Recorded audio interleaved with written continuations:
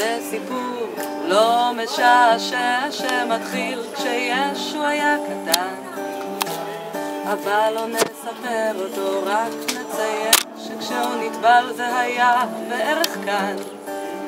הקיסר קונסטנטינוס החליט שהוא נוצרי ושלח את אמא שלו לטייל. הדעות חלוקות אם לפני או אחרי ניקאה היא הגיעה לישראל. היא הקימה לא אחת כי עם שתי כנסיות פה הרבה מקום להתפלל. זה רפרט. ומשהו חדש התחיל, הרבה צליינים הגיעו גם להתאבל. זה התחיל תופעה שאם הייתי מקומית פה הייתה טובה גם בשבילי, כי טשטשנו את הקו, איפה האמונה פה הפכה לעסק כלכלי. כן, טשטשנו את הקו, איפה האמונה פה הפכה לעסק כלכלי.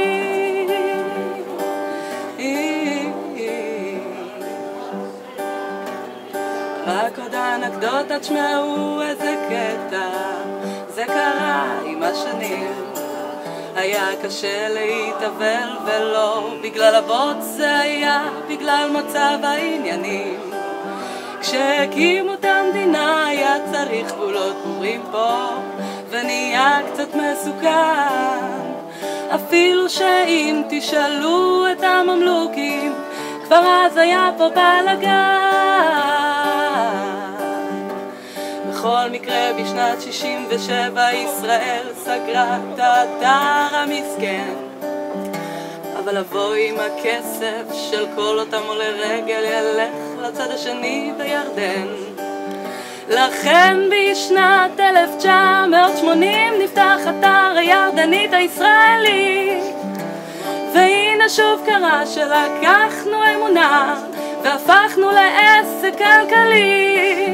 כן, הנה שוב קרה שלקחנו אמונה והפכנו לעסק כלכלי, וזאת לא הפעם האחרונה שמישהו לוקח אמונה והופך אותה לעסק כלכלי.